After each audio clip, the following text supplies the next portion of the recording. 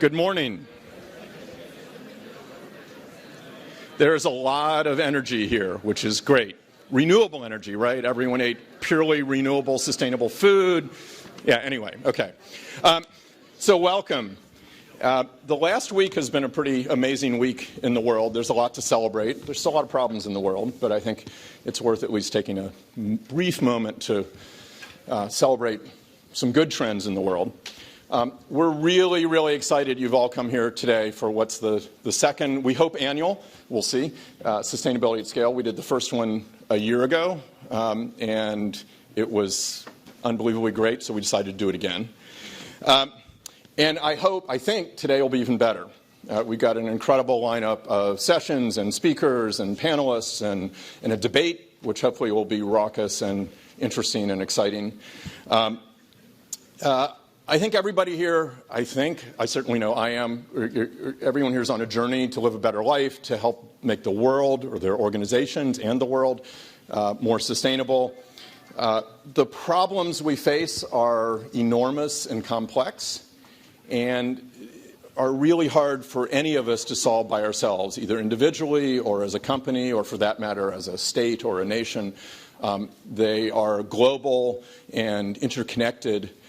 And one of the things that actually I have loved the most, I've been at Facebook now 3.5 years, but one of the things that I love about this company is the spirit of collaboration and openness, that we approach problems by working with others, not by just trying to solve them in our own silo. And that's part of why we host this event and other at-scale events on other topics, to really try to bring people together, some of the leading thinkers and practitioners in a field, to talk about hard problems, to talk about what's going well and the successes, and to learn from each other, and to dig into hard questions.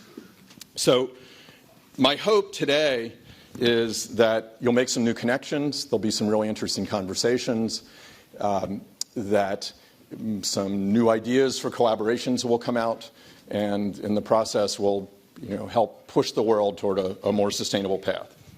So let's all celebrate. One of the things in that spirit, I'd like to say, let's all celebrate the amazing work that everyone here is doing. Certainly at Facebook, I feel like we're doing some incredible things around sustainability. All the other organizations I know of that are represented here are doing some really wonderful work. And at the same time, if you look at many global indicators, the world is still headed in not such a great direction.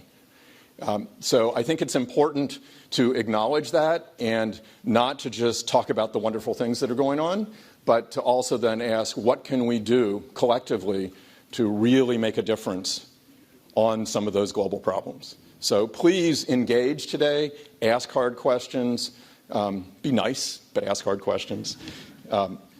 Okay, so before we dive into the program, I want to point out a few logistical things. You're allowed into the area on the side. It's open for lunch and breaks. It's open all the time. You can go through that door there. If you need to go to the bathroom, restrooms over there. If you need to take a call, please do it out there, not in here.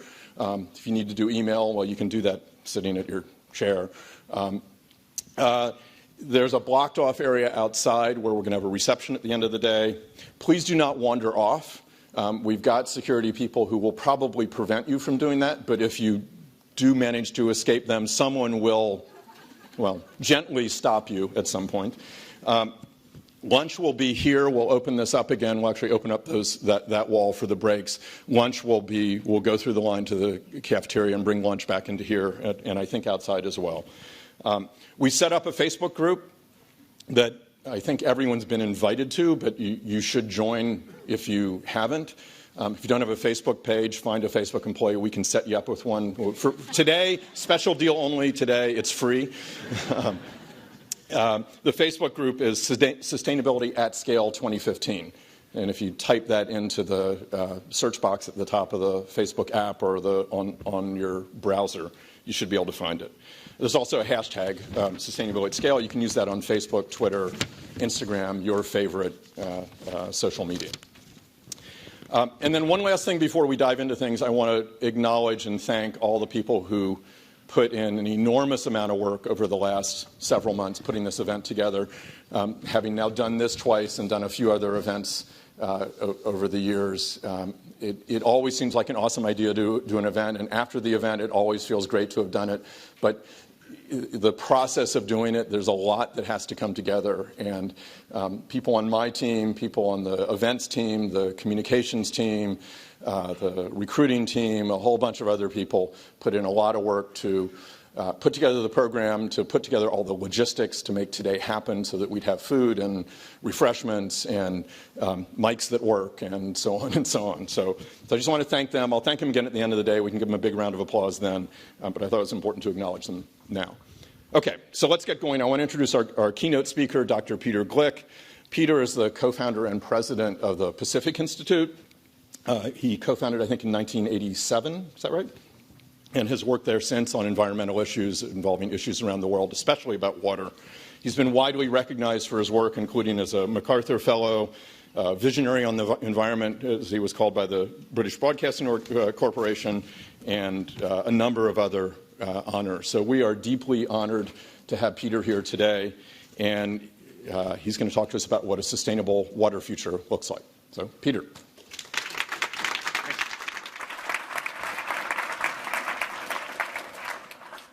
Well, good morning, everyone. Thank you, Bill. I'm delighted to be here. Before Bill's introduction, I didn't know you were allowed to say the word Twitter on this campus. I'm going to talk about water, but I'm going to talk about it in the context of sustainability. As Bill mentioned, water, environment, energy, ecosystems, all of these things that we care about are interconnected. When we talk about sustainability, we argue all the time in the community about what that really means. I think intuitively people sort of understand what it means. It means integration. It means dealing with all of these broad issues we worry about. It means intergenerational questions, not just problems today, but something that we're hoping to sustain for a long time. I'm going to focus on water. It happens to be the thing that I work on the most. But I could be talking about energy. I could be talking about any number of the other issues that are related to the health of the planet broadly. And I'm hoping at the end I'll leave a little bit of time for questions. We'll see how that works out. I'm going to talk about peak water and what that means. I'm going to talk about some new trends and challenges in the water world. I'm going to talk about the California drought. How many of you are not from California or haven't been here for 5 years or so? Okay, so lots of you. We're in a drought. The sooner you learn that, the better. We're in a bad drought, and I'm going to talk about it in the context of water in general, the problems the Western U.S. and the rest of the world have with water, but specifically in the context of the drought. And then I'm going to talk at the end about solutions. Ultimately, we could talk about problems all we want. I like to talk about solutions because I truly think that there are solutions to our energy, water, environmental problems broadly. I think we're moving in the right direction, perhaps not fast enough, but I think there are solutions out there. I'm going to talk about some of them. Okay, so first, just a quick reminder of the importance of a modern water system. I think probably it's a safe bet that all of you grew up with a modern water system. And the truth is you take it for granted. You go to the bathroom and you flush the toilet and magically the wastes disappear. And you turn on your tap in the morning and incredibly low-cost, high-quality water comes out of that tap. That's not the reality for much of the rest of the world, but it is our reality. And so a quick reminder, first of all, water is connected to everything. It's connected to the production of food. All of the food you ate this morning required water to produce it. It's connected to industrial productivity and the goods and services that we make and export and import and consume. Forests, ecosystem health, energy, all of these things have a water component, which is one of the reasons why I happen to like the topic, because it does integrate a lot of the things that we care about. But we didn't always have a modern water system. In the 1800s, water-related diseases, cholera, dysentery, typhoid, were rampant, even in what we consider the modern world, in Europe, in North America. And cholera, for example, this is an old magazine cover showing cholera sweeping across populations and decimating populations, I mean, primarily in the mid-1800s, 1850 or so, in Europe and in the United States. This is actually a graph that shows, you may not be able to read some of the details, but this is a graph that shows typhoid deaths in the city of Philadelphia, starting around 1887 on the far left and going up to about 1943. And basically, in 1910, 1915, 1920 or so, the United States and Philadelphia started putting in place the first pieces of a modern water system.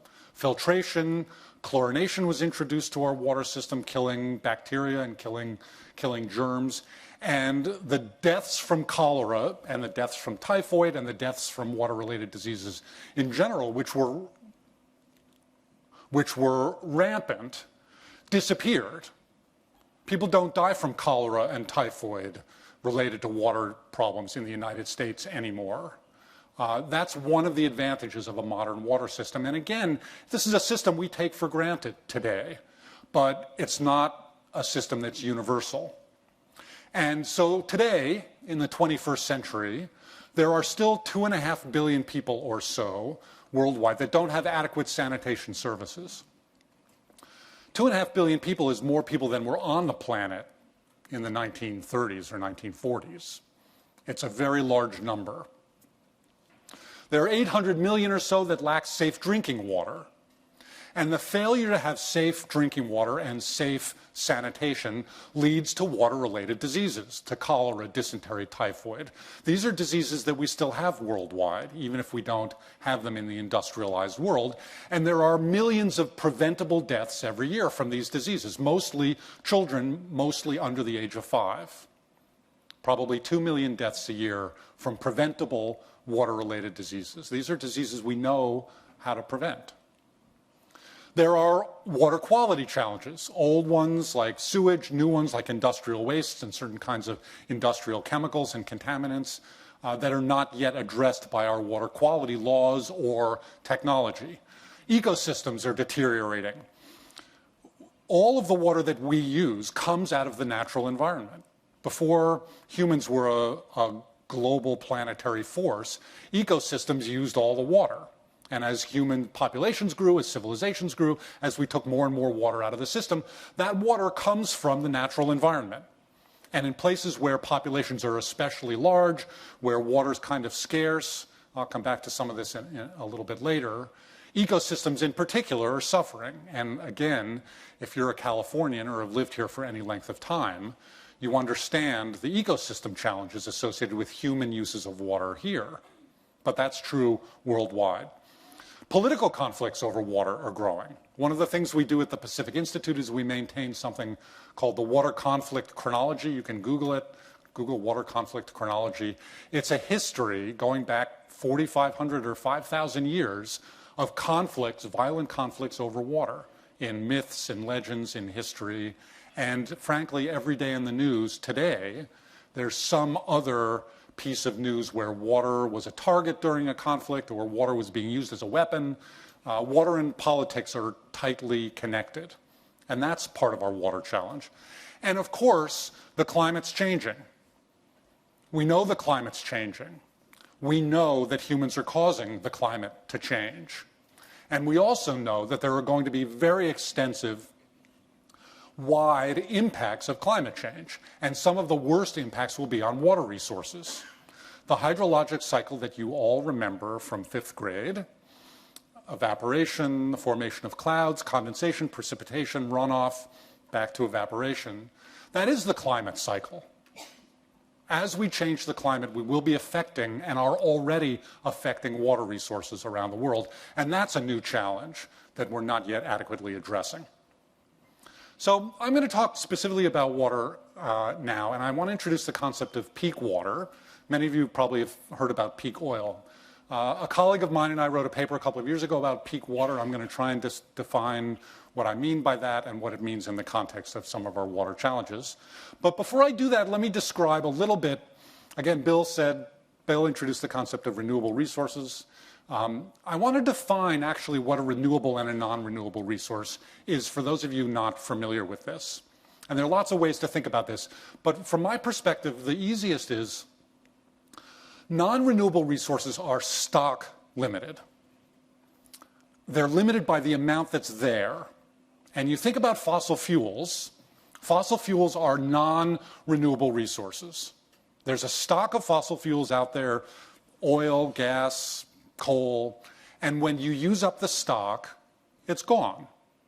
On a time scale of interest to humans, fossil fuels are not renewable, and so they're stock limited. You can have what's there, but no more. Renewable resources could be defined as flow limited. The amount you use has no effect on the amount you get tomorrow or the amount that's available. And think about solar energy as the classic renewable resource. The amount of solar energy we use on the planet has no effect on what the sun produces tomorrow. But the amount that we can use is limited by our ability to collect the flow. We could cover the planet with solar collectors and capture all of the sunlight incident on the planet, and that's it. Now, that's a lot, but it's flow limited, not stock limited. Water is interesting because water actually has non-renewable and renewable characteristics. And I'm going to talk about these in a little more detail. There are some fixed stocks of water, and there are flows of water. And those renewable and non-renewable characteristics of water are also an important part of trying to understand how to manage water more sustainably. So now I'm going to talk about peak water in the context of three definitions. Peak renewable water, peak non-renewable water, and what I call peak ecological water. And I'm going to do it in the context of these shapes that you're all familiar with. This is, of course, exponential growth. In some ways, exponential growth is the biggest challenge behind all of our sustainability challenges. When things start to grow exponentially, unless it's your bank account, we tend to have problems. And some would argue that, in fact, an exponentially growing economy isn't all that perfect of an idea either, but I'm not going to talk about economics in that context. So population. This is a graph of global population over the last 1,000 years.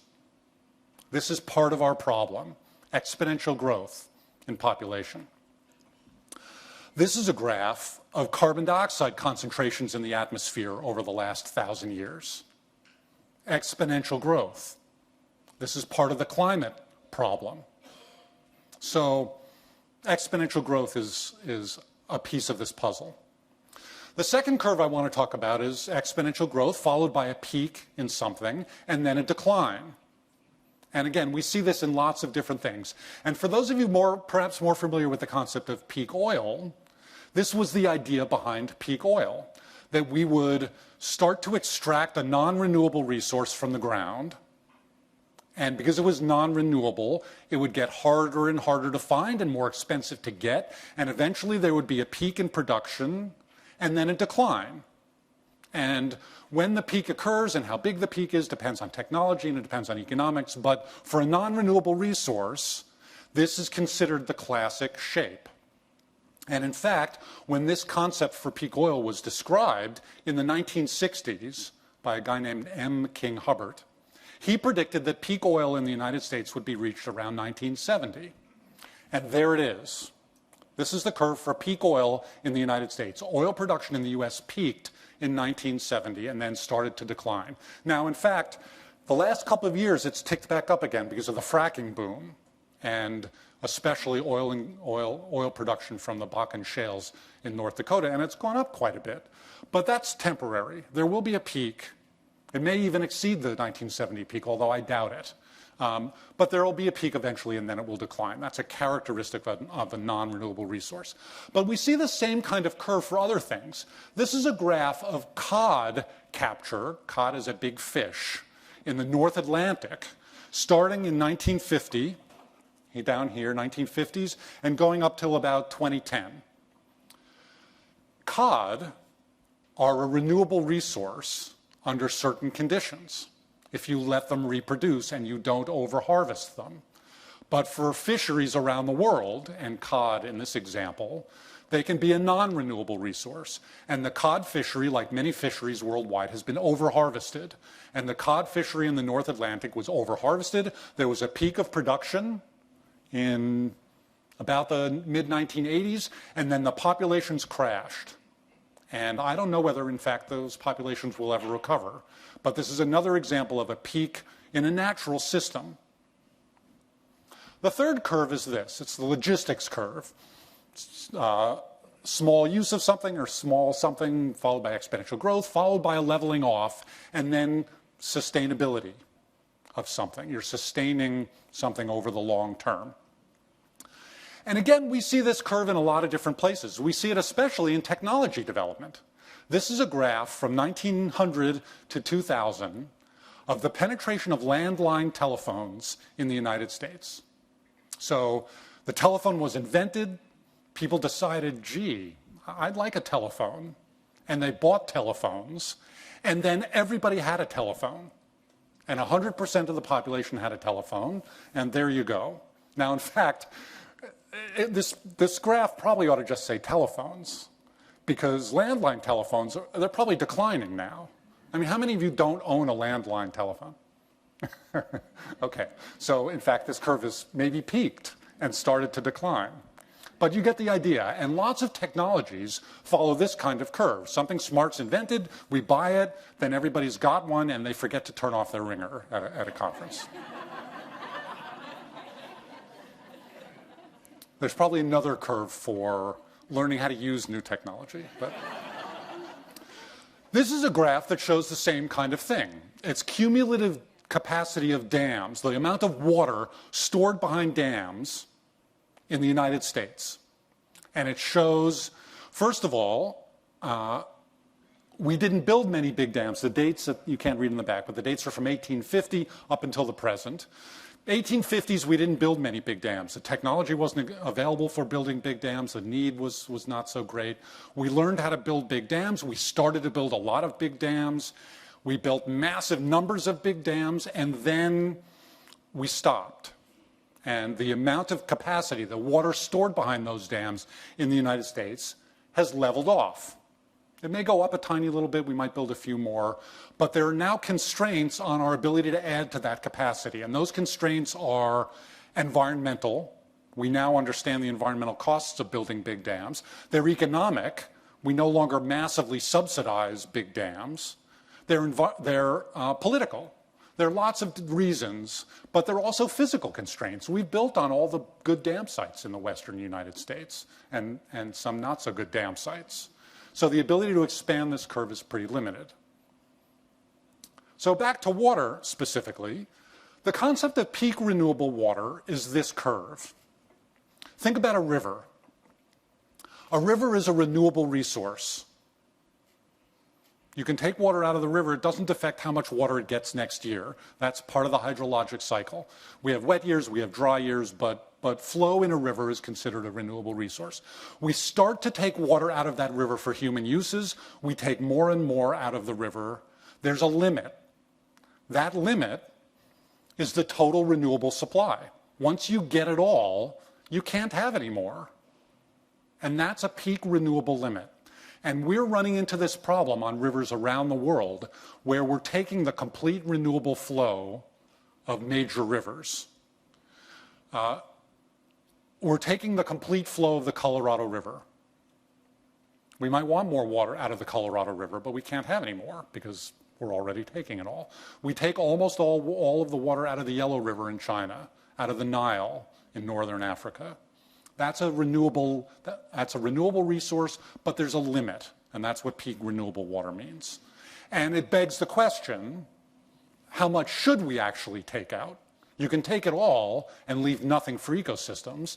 And in the 20th century, when we didn't know we ought to care about ecosystems, or we knew but we didn't care about ecosystems, that's what we did. We took it all. But that's part of the challenge for water.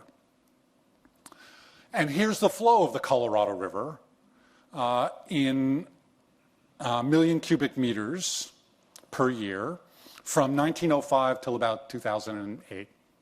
And it shows a lot of different things. On the far left of the curve, first of all, it shows natural variability, wet years and dry years. I guess I could go this way sometimes too. So Wet years, dry years, wet years, dry years. The Colorado River is the biggest river in the southwestern part of the United States. It's shared by 7 states and Mexico. And like many arid region rivers, it's flashy. Its extremes of wet and dry are pretty high, and that's really what we're seeing here, wet and dry years. But we're also seeing, over this period of time, decreases in flows. And that was a time when we were building those big dams and capturing the water on the Colorado and diverting it for agriculture and the big cities in the Southwest.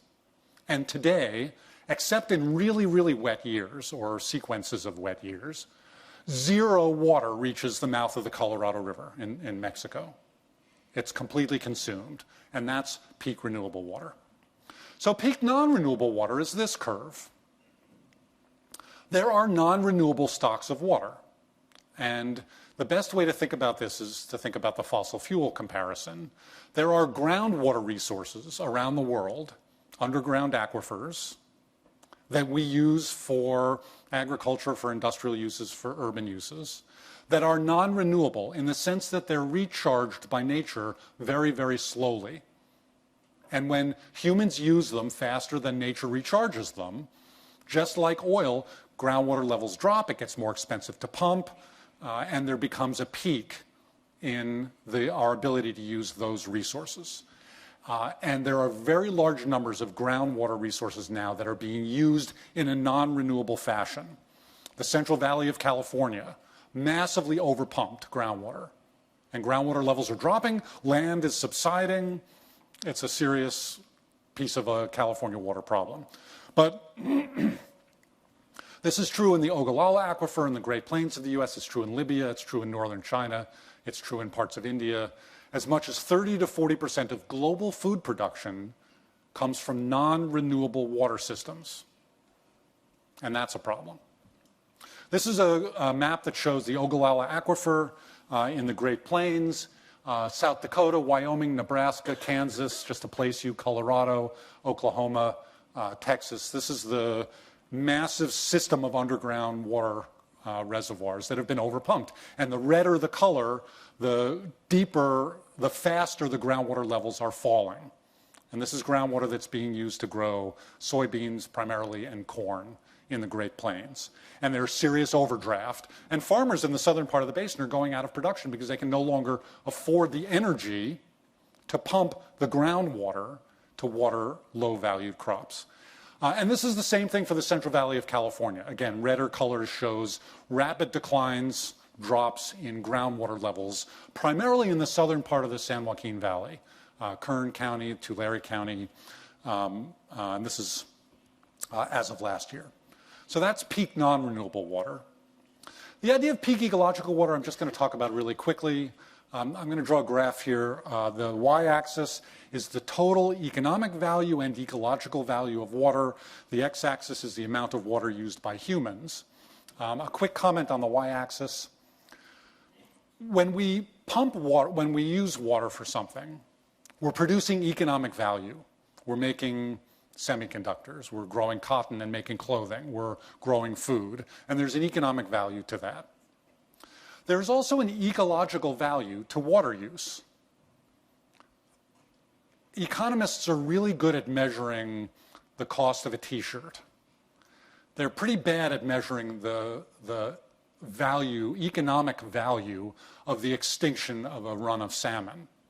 So there's a total value, an economic value and an ecological value to our water use. And we're good at measuring one thing and bad at measuring another, which means we tend to ignore the one we're not good at putting dollar values on. But those are real values. And the concept of peak ecological water is that as we start to extract water from a system, the total value we get out grows. We get more economic value. We're not harming necessarily the ecological value. But there comes a point, a peak, where the next unit of water you extract from the system causes more harm than it provides benefit. And the total value starts to decline. And that's part of the challenge in ecological economics now, which is an interesting field, to try and put a value on these ecological things that we care about and to compare them with the much easier to quantify dollar values that we get by taking more and more out of a system. More water, more energy, more whatever. And so that's the concept of peak ecological water. So what does peak water really mean? Peak water does not mean we're going to run out of water. We're not going to run out of oil. Peak oil doesn't mean we're going to run out of oil. There will always be fossil fuels in the ground. And the reality is we ought to leave them there. But it doesn't mean we'll run out of water. It does mean we're going to run into limits on what we can do with the water resources we have. We're not going to run out of renewable water in the rivers. I mentioned the flow will come back next year for a renewable system. When water is non-renewable, we are going to run into stock constraints. For renewable systems, we run into flow constraints. Again, I've said this already. You might want more water out of the Colorado for agricultural purposes, for economic purposes, for growing cities, but you can't have any more. For non-renewable resources, we're going to run into stock constraints like the production of food from non-renewable water systems. That's going to be a growing problem. We already have a problem with growing food for 8 billion or 9 billion or 10 billion people, given constraints. What happens when some part of what we're already growing depends on resources that are not renewable? We have to find alternatives. We're going to run up against flow limits that are a combination of natural and economic constraints. This is not just a natural resource problem, it's an economic problem. And increasingly in watersheds around the world, we're running into ecological constraints. Part of the debate in California is not just cities versus farms.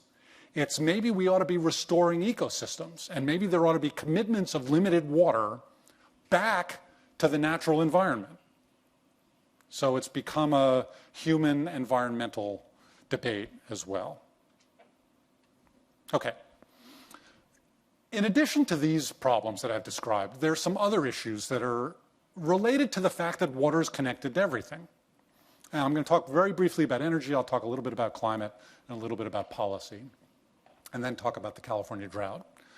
In terms of energy, it takes an enormous amount of water to produce the energy that we use with our traditional energy systems. It turns out the largest withdrawal of water in the United States is for energy. It's for cooling thermal power plants, nuclear and fossil fuel power plants. It's the biggest withdrawal of water in the United States. At the same time, it takes a lot of energy to produce and use the water that we all use. It takes energy to collect the water, to move water from one place to another, to treat it to the standards that we demand. Probably the biggest user of energy in most of your homes or apartments is the energy required to heat water. By some estimates, as much as 17 or 20% of all of the energy used in California goes to the water system that we have built and delivers the water services and benefits that we want. So energy and water are really tightly linked, but they're not well understood and they're badly managed together. We have energy utilities over here, we have water utilities over here. The policies are rarely integrated. That tends to be a problem. And decision makers and corporations ought to be thinking about energy and water and probably other resources as well in a much more integrated fashion. And conversely, the failure to think about energy and water together means we're going to make some bad decisions. We're going to make energy-intensive water decisions or water-intensive energy decisions. And the decision, for example, to build big centralized thermal power plants in water-scarce areas is a bad idea from a water perspective. And part of the debate about central solar power plants, central solar thermal power plants in Southern California is actually a debate about, is the water available to cool them? And what kind of cooling systems are we going to have to put in place to build a solar plant in the desert where the solar resources are superb? And that's part of the energy-water debate. I'm going to skip that, talk about climate. Let me say one, actually back up one. Part of the water-energy debate is a climate debate. As we use energy, we emit greenhouse gases. So decisions about water actually affect decisions about energy, which actually affect the emissions of greenhouse gases. And just as one example, we do a lot of work at the Institute on the drought. We released a report about a month and a half ago or 2 months ago on the impacts of the drought on hydropower generation in California. We get, in a normal year, 15 or 20% of our electricity from hydro plants, some of those big dams that I talked about earlier. And hydro stations generate almost no greenhouse gases, certainly far fewer greenhouse gases than do fossil fuel plants. During the drought, we don't have water, we generate less hydro, we burn more natural gas. That's the marginal energy source for California. And we did an assessment of the loss of hydro because of the drought, the increase in natural gas production, which has an economic cost to ratepayers. We pay more for natural gas than we pay for hydro. But it also boosted the state's greenhouse gas emissions, which is a climate feedback. And I may come back to that when I talk about the drought. But that's the climate story in part. A little bit of background on climate. I'm not giving a climate talk, but just a little bit of information for those of you who don't know it. This is a graph that shows 800,000 years of atmospheric carbon dioxide concentrations. And 800,000 years ago is back here, and this is the present, 0, so thousands of years before the present. Concentration in parts per million shows a number of things. It shows CO2 concentrations go up and down naturally, and that's something that climate scientists have understood. Climate has varied in the past because of orbital dynamics, because of the changes in the tilt in the planet, because of changes in atmospheric concentrations produced by volcanoes and other natural phenomenon. And when CO2 concentrations in the atmosphere are high, the Earth is in an interglacial, a warm period. When CO2 concentrations in the atmosphere are low, down here, under 200 parts per million, we're actually in an ice age. We, the planet, are in an ice age. And the difference between an ice age and an interglacial is only about 50 or 75 parts per million CO2. And here's where we are today. We started in an interglacial. The pre-industrial concentration of CO2 on the planet was about 280 parts per million, 150, 200 years ago. And the planet was in an interglacial. We'd come out of an ice age 18,000 years ago, and the planet was nice and warm, and everybody was kind of happy. And we're now at over 400. And that increase from 280 to 400 is human emissions of carbon dioxide. That's the burning of fossil fuels. That's the industrial age. And that's the climate problem. This is the last 2,000 years of CO2 in the atmosphere. Again, it goes up and down a little bit, but again, this is the instrumental record, and here we are. Actually, this is temperature. Sorry. These are temperature anomalies showing the temperature on the planet over the last 2,000 years. Showing temperature goes up and down a little bit, but it's basically been fairly level for the last 2,000 years. And this is the actual temperature of the planet today. These are anomalies from the long-term average. So it isn't, the truth is we don't care so much about CO2. We care about the climate. And the climate is temperature, and it's storms, and it's sea level rise, and it's ocean acidification. This is the global warming component of the climate problem, but this is the problem that we face. And we know that climate change is already affecting water resources. We're already seeing more intense rainfall events. We already see actually more moisture in the atmosphere as temperature goes up, but wet areas seem to be getting wetter and dry areas seem to be getting drier. We see rising sea levels and impacts on coastal aquatic ecosystems. There are a whole range of water impacts that we already see and expect to get worse in the coming years because of climate change, as climate change gets worse. And this was the cover of Business Week, the week of Hurricane Sandy, after Hurricane Sandy hit the east coast of the United States. And I actually have this framed on my wall. It was part of the growing realization that these extreme events are no longer independent of human influence. The argument is not that climate change caused Sandy. The argument is that climate change influenced the impacts of Sandy. Sea level is 9 inches higher on the East Coast than it was 120 years ago because of climate change. And Sandy hit New York at high tide. So that extra 9 inches influenced the extent of flooding. Sea surface temperatures are hotter now than they used to be because of global warming. And the strength of hurricanes depends on the temperature of sea surfaces. Hurricanes draw their strength from warm ocean waters. So it's this realization that extreme events are now influenced by climate change.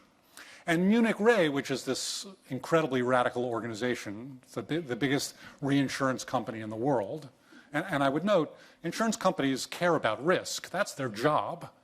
They're not influenced by climate denial and ideology. They're influenced by what affects risk. They concluded, quote, the only plausible explanation for the rise in weather-related catastrophes is climate change, because they look at the data. And this is the number of weather-related catastrophes, and the different colors are hydrologic impacts and climatological impacts and meteorological impacts and geophysical impacts. These are natural phenomenon, are growing over time. And that's part of the concern in this piece of this industry. So let me talk about the drought in this context and maybe some specific local water issues. We're in a bad drought. This is this week's drought monitor. It's updated every week. I downloaded this morning. The new one will be out on Thursday, showing drought around the United States. And it varies at different times of the year. It varies over the years. But right now, the western U.S. is in a severe drought. And the truth is, California is in a really severe drought. 100% basically of California is in extraordinary drought. And it's the 4th year of a drought for us. I like this graph, so I'm going to spend a little time to explain it to you. This is an anomaly graph for temperatures and precipitation. Each of the little red dots is a year. Each year has an average temperature and an average precipitation. This is for California. So a dot that's right smack in the middle, and there isn't one exactly in the middle, would be a year with an exactly average temperature and exactly average precipitation, rainfall. And a dot that is to the right of the y-axis is a wet year. It's a precipitation anomaly. So if it's a little bit wetter, it's going to be plotted to the right of this axis. And any dot that's above the x-axis is a hotter than average year. And any dot that's below it is a cooler than average year. So you take every year's precipitation and temperature and you plot them. There's 2014. 2014 has not only been an extraordinarily dry, to the left of the axis, year, it's been an extraordinarily hot year. And in fact, the last 3 years in California have been the hottest 3 years on record. This isn't just a dry drought. This is a hot drought. And that's the climate change connection. In terms of precipitation, we've had 3 years of precipitation about the same level as the last 3 years over the last century or so. But we have never had a combination as hot and dry as we're having it now. And the temperature record is the influence of climate change. So I promised a little bit of conversation about solutions. There are solutions out there for our water challenges. There are lots of solutions out there for our water challenges. But we have to think differently about water than we thought about water in the 20th century. We have to rethink the concept of supply.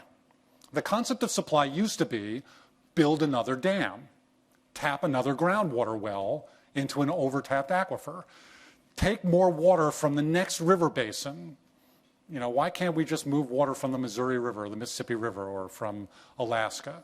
That used to be the concept of supply. And the old concept is running into peak water limits. We have to rethink the concept of supply. But we also have to rethink the concept of demand. What are we using water for? Is it possible to do the things that we want, grow food, make clothing, make semiconductors, have communications, with less water? If we can do what we want with less water, we're more efficient. We reduce the pressure on our water system. I'll talk a little bit about more of that in a second.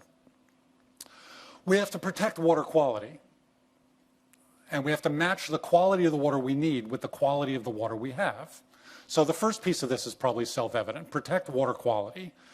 We can clean up water. We have technology to clean up water to any standard, but it's far cheaper not to contaminate it in the first place. So protecting water quality. The other piece of this is a little less self-evident, and that is we don't need high-quality potable water for all of the things that we do. Why are we using this incredibly valuable high-quality water to flush our toilets or to water our lawns? Why do we have lawns at all? That's a separate issue. But if we were better at matching the qualities of the water that we have with the qualities of the water we needed, it turns out that offers enormous advantages for water systems. We have to be smarter about economics. We don't price water properly. Water is a human right, so declared by the UN in 2010. But water is also an economic good, and balancing the human right to water against water as an economic good is part of the debate right now in the water world. And part of that debate is properly pricing water. Most of us pay too little for water. We pay less for water than we pay for internet service or energy or cell phone service, or if you still have a landline, the two of you left in the audience that do, or cable TV, or a whole set of utilities. Water is our cheapest utility, but I would like to argue that maybe it's one of our more valuable ones, maybe our most valuable one. So smarter use of economics can help us manage water in a more effective way. We have to protect ecosystems. The idea that we can just take all the water we want and not care about ecosystems, there are still people who believe that, but it's wrong. It's always been wrong. We now know it's wrong, and we have to protect ecosystems. We have to do the things we want with water, but we have to integrate ecosystems into our planning. And part of the answer to that is we have to rethink our institutions and our management structures and the way we dealt with water in the 20th century so that it works better in the 21st century. And there are lots of pieces to that, but I like to say that we have 19th century water institutions and 20th century infrastructure, but 21st century problems.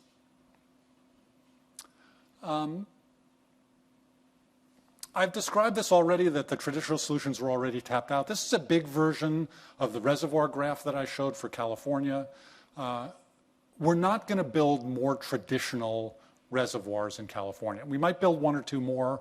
There's always political pressure to build more reservoirs because some people think that's what we did in the 20th century, let's do it in the 21st century. And the graph might go up a tiny bit at the end, but at the end of the day, even if we build those reservoirs, our water problems will be the same as they are right now. That's not going to be the answer. But there are new sources of supply. When I said rethink supply, this is what I meant. We capture a tremendous amount of wastewater, and we treat it to a pretty high standard to meet federal and state laws. We could treat it to any standard we want, up to and including potable use. But we then typically throw that water away. And in California, we throw 5 million acre-feet of water, and urban water use in California is totally about 8 million acre-feet. We throw 5 million acre-feet of water away, wastewater, treated wastewater, into the ocean. That's a new source of supply. And there are new efforts statewide to figure out how to put treated wastewater to use for outdoor landscaping, for groundwater recharge, for industrial cooling, up to potentially potable reuse. So that's the groundwater replenishment picture on the left. That's in Orange County. It's a state-of-the-art plant that shows how we can do that. On the right is a desalination plant. People always ask me about desalination. 97% of the water on the planet is salt water. It's too salty to drink. It's too salty to use to grow crops. But we know how to take salt out of water. The technology's been around for a long time. It continues to improve. It's very expensive. We will move eventually, and parts of the world are already moving in this direction, toward desalination. We're going to see more of it. I'm not opposed to that, but I think we probably ought to do the cheaper, smarter, more environmentally benign things first, and then think about desalination. And that's an option. Rainwater harvesting and cisterns. I mean, there are lots of new supply options out there that don't require taking more water out of the ecosystem or trying to overcome peak water limits that we can't overcome. But I would argue that the supply side of this isn't the preferred solution for places especially like California, but elsewhere. And the demand side is more important. Can we produce more food and goods and services with less water? And that's this issue of efficiency. So what's the first thing you do when you have a leaky bucket? Do you buy really much more expensive water and put it in the top, or do you plug the leaks? And what I'm arguing on the demand side is the first thing you do is you plug the leaks before you build expensive desalination to put into a leaky system. And by leaks, I mean inefficient toilets and shower heads and wasteful irrigation systems and literally leaks in our piping systems. Those are all inefficiencies. I don't mean brown lawns and shorter showers. So we do these things during droughts, during emergencies. We change our behavior. We're supposed to take shorter showers. We're supposed to let our lawns go brown. And those things save water in emergencies. But what I mean is permanent improvements in the efficiency of our water use so that we're not reducing our benefits, we're reducing our impact. Instead of a lawn, a drought-resistant garden. You can have a beautiful garden that uses a lot less water than a lawn. You can take the same shower you've always taken, but with an efficient shower head, or wash your clothes with an efficient washing machine, and the benefit you get's the same, but the water impact and the energy impact is different. Low-flow toilets. Our toilets used to use 6 gallons every time we flushed them in the 1980s. The best toilets now, which actually work better than those old toilets, use 1.2 or 1.3 gallons per flush. That's a 75%, 80% reduction in water use for the same benefit. And on and on. There are many examples. And I'll leave you with this. We're actually doing this. This is a graph that shows the gross national product of the United States from 1900 to 2010 and total water withdrawals in the United States over the same period of time. And it shows that exponential growth curve that economists love to see in the economy. That's the GNP of the United States. And for the first 3/4 of the 20th century, the darker blue line, the water withdrawals line, followed that curve. The assumption has always been population grows exponentially, the economy grows exponentially, our demand for resources grows exponentially. Water, energy, land, food, whatever. And that's what happened for the first part of the century. And then something happened in the late 70s, early 80s. We broke the link. We reached perhaps peak water in the United States. And today, we use less water in the United States for everything than we used in 1980. And on a per capita basis, we use a lot less. Part of this is efficiency. We're doing what we want with less water. Part of it is a little more complicated, and I won't go into it, but changes in the nature of our economy. We produce a lot more GNP out of the tech industry than we did out of steel per unit water. But we broke the curve, and there's a lot going on here, but this is good news in many ways in terms of our impact on the environment. So I'm going to stop there with some final thoughts. The water problem is real. It's bad. It's different in different parts of the world. There are consequences of failing to deal with water or energy or any of our sustainability issues. But not everything is getting worse. There are successes out there. We know a lot of what we need to do to change the curves that we're facing. And we need new solutions. We need new technologies that are scalable. We need better economics. We need smarter, more integrated institutions. And we need new commitments to thinking about and acting on these issues. And that requires partnerships, innovative partnerships, business and private sector and public sector partnerships. It means new tools of communications and social outreach. I think we can move in the right direction. I think we can move back from peak water, but it remains to be seen if we will. Thank you very much.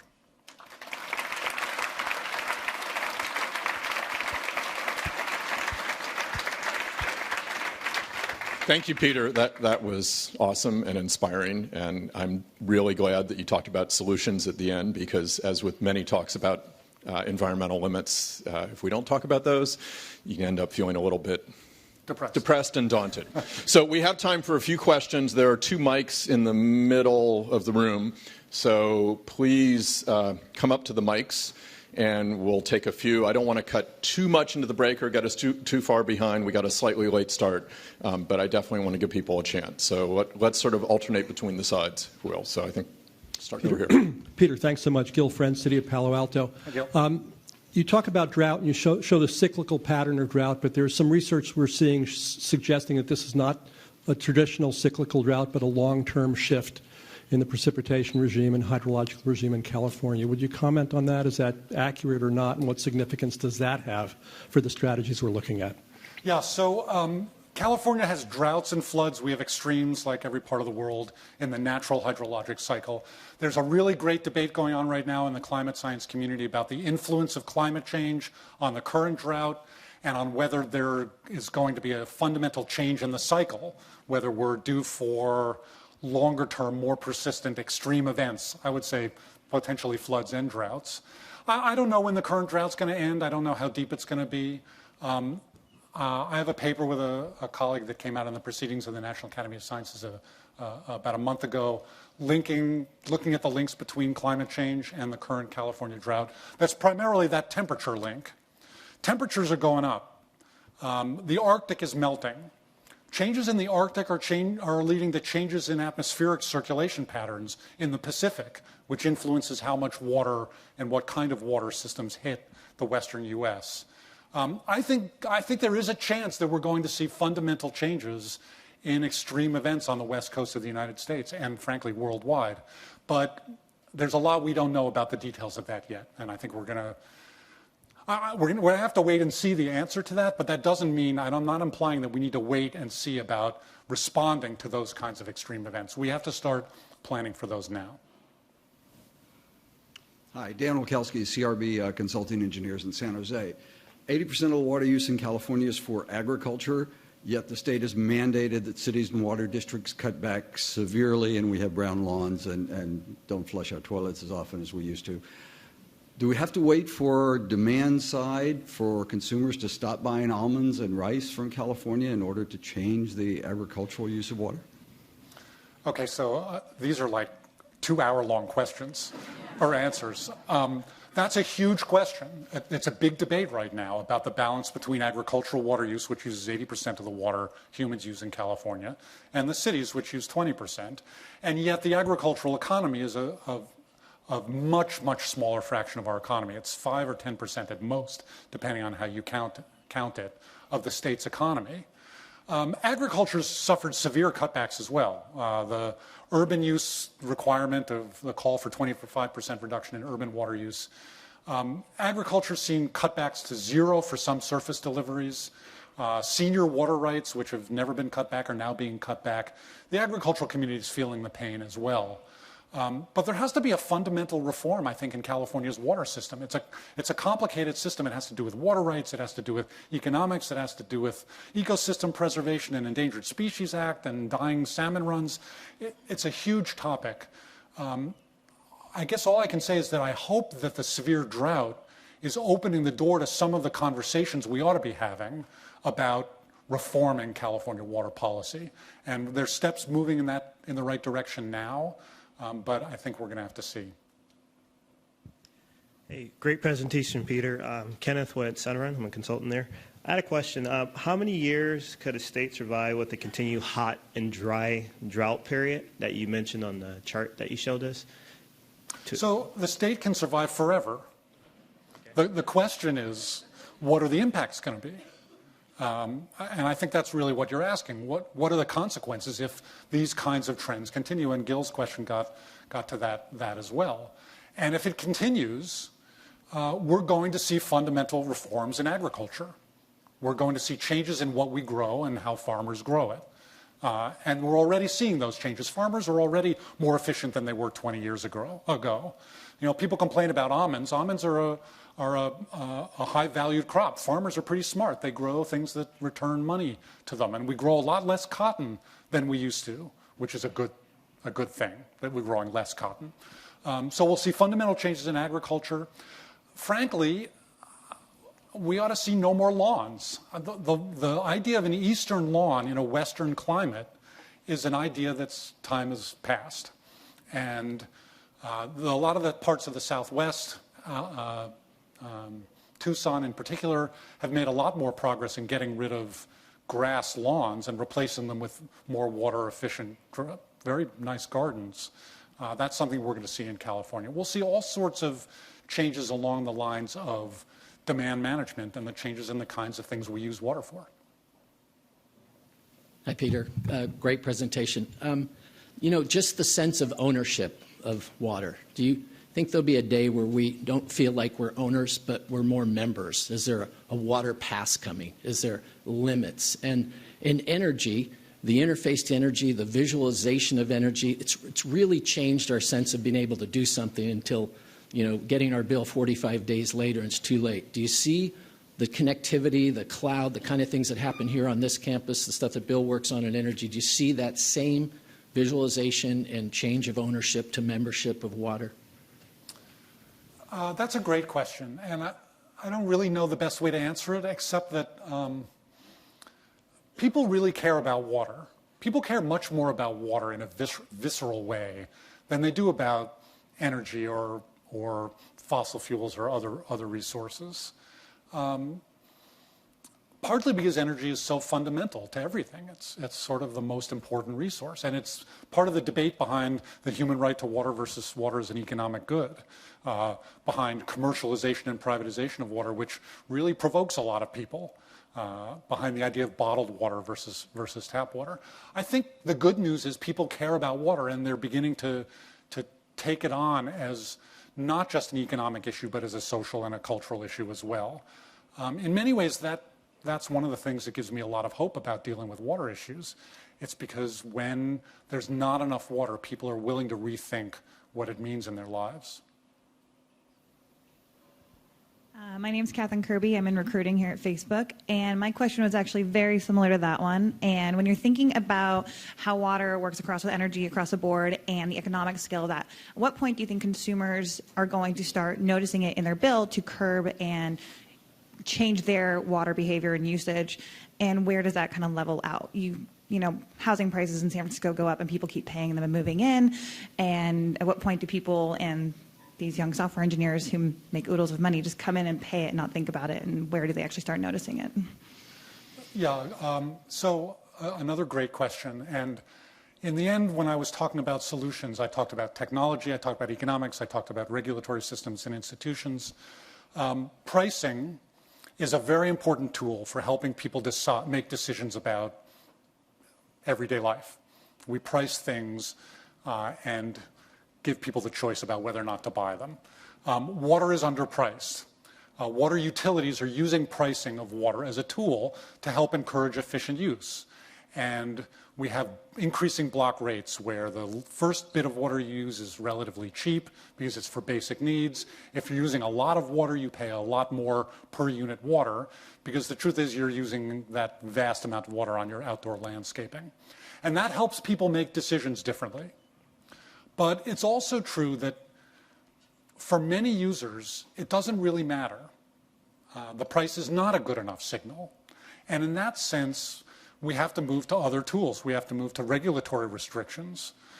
We have to ask people to limit the amount of lawn, not by price, but by some sort of regulatory constraint.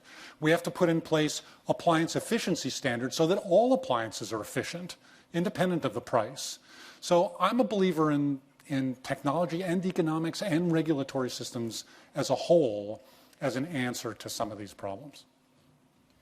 Let's take this one last question. Let's try to make it quick, and then we're going to take a break. You bet. This is actually a couple of comments. First of all, to the last, my name is Steve Attinger with the City of Mountain View. To the last question or comment about water usage and where is that going to affect consumers, you're talking about the issues related to pricing and whether that's going to work. So the City of Mountain View, for example, is going to see water rate increases of up to 28% in the next 3 years. Residents and businesses are already being asked to reduce their water usage significantly, about 25% in the next year. So that's one thing. So we're already beginning to see market mechanisms adapting to the economics of what's going on. The second comment I wanted to make is I really appreciate you drawing the connection between water usage and food. And it's one of those things that people kind of don't really yet have a grasp for. I also want to encourage everyone to take a look at the New York Times article from about 3 to 4 weeks ago. They had a full front page spread that made the connection between the amount of water used to produce crops. Almonds was at the top of the list, 1,000 gallons of water are needed to produce a pound of almonds. So I think a solution that we can all take on right now, as opposed to the bigger issues, is really what can we do in our daily lives. And one of the things I've started to do is I'm a huge almond fan, and I'm just not eating almonds anymore. Just an idea. Take a look at the New York Times article. And I hope that, I actually haven't checked the menu for lunch. I hope we don't have almond-crusted beef, because that would be really bad. God help me if we do. All right, so let's thank Peter. That was really awesome. Really appreciate it.